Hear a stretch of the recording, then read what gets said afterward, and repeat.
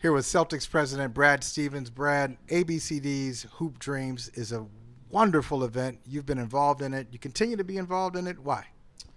Well, obviously, anytime you get a chance to be together in the gym for a great cause, it's a great night. But ABCD specifically, all that they do for youth in all these different areas, is specifically coming off of these past 20 months and the challenges that have come along with COVID. It's the least we can do to spend a night together in the gym and to make sure we're doing everything we can to raise money for a great organization. And I got into this right when I got to town. I got a call from Doc, and Doc said, I'm coming back in September, and I need you to do this with me. And so it's really, to me, it's a responsibility to continue to do it, and obviously a great cause. It's amazing. You mentioned Doc. So Doc did it while he was here. He went to Los Angeles. He still continued to do it in Philadelphia, sending messages. He was involved in it last year. What do you think it is about this?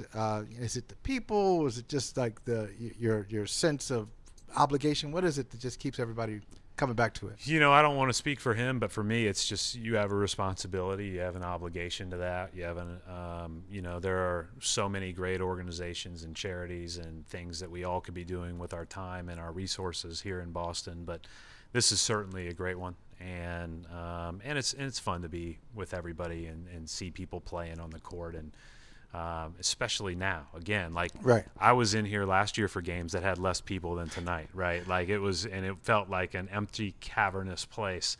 It's so great to have people back, and for our games with the Celtics, and then today, just more teams, more people in the building. It's great to see people smiling and playing. You can raise a little bit of money, It's even better. Let's talk about the level of play. Go ahead, be critical if you need to. What's the level of play like? It's high? It's varying. It's varying. It's varying.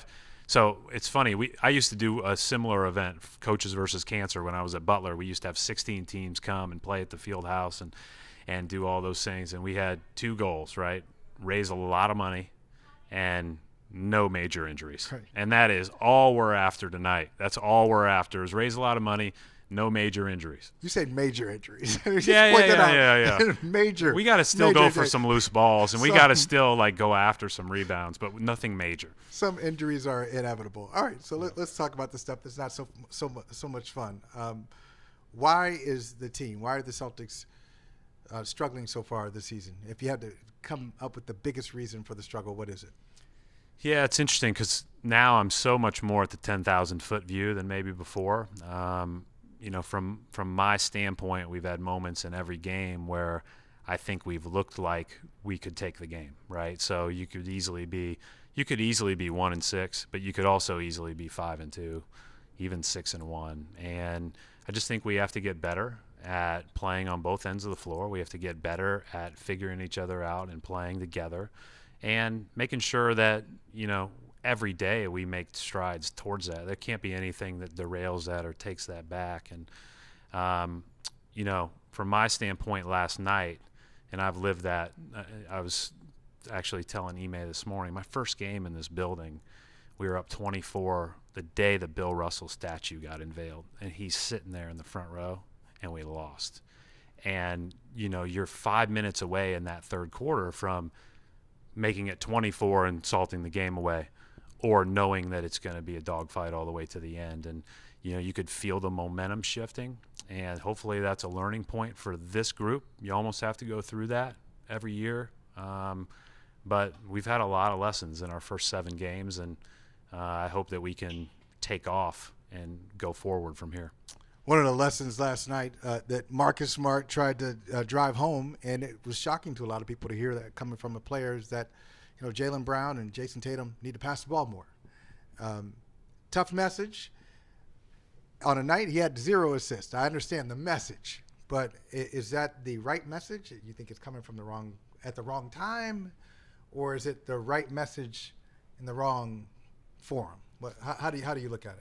Well, first of all, I've walked that hallway to press conferences for the last 8 years, and after a loss like that, how empty you feel, and your stomach's in knots, and you don't feel good, right? And so it's a frustrating night to begin with. I think the most important thing about last night's message or what he said was that he talked to those guys about it.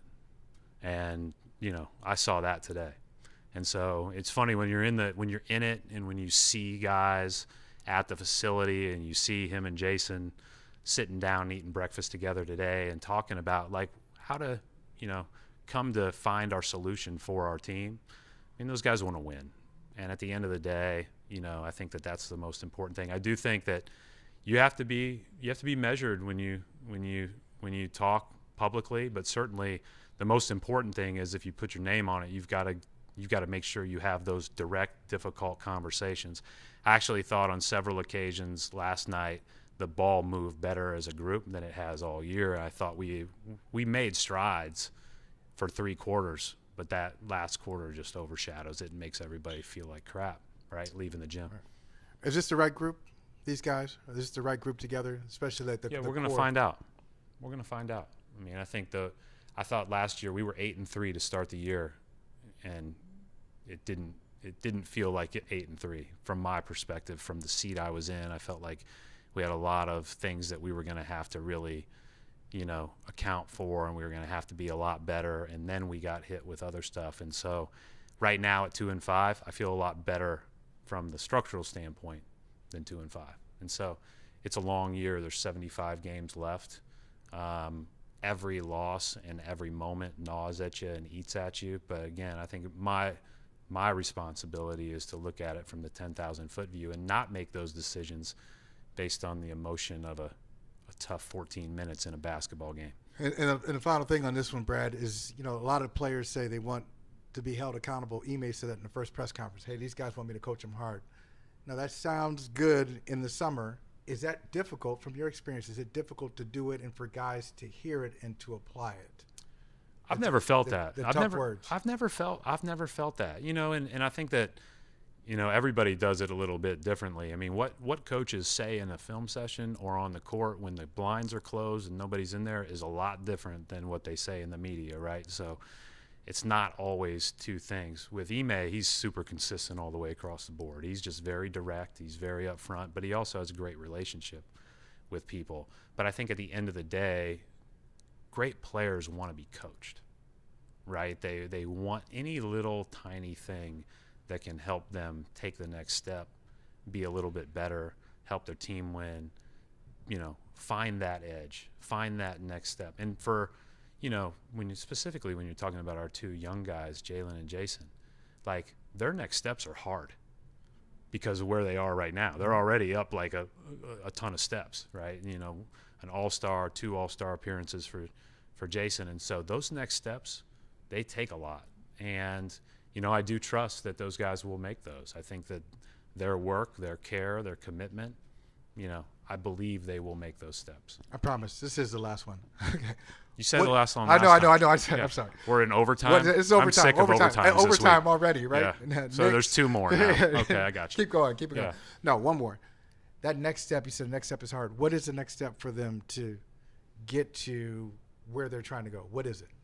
You said the next step is hard. I just think it's, for them, and it's hard to say, like, to be even more consistent, because when you really look at it, even statistically, they're pretty darn consistent. Everybody has an off night here or there, right? And it's just when you are the guys, right, then, every night is a greater burden, a greater responsibility. That's not always the most fun position to be in, right? It's a lot more fun to be the ascending person in a lot of ways because there's a little bit less on your shoulders. But those guys have big, broad shoulders, and they work. Again, I think when you think about like whether somebody's gonna make that jump or not, I always go to, do they work? Like, is it real? Do they care about it? Do they care about like winning? Do they care about their work?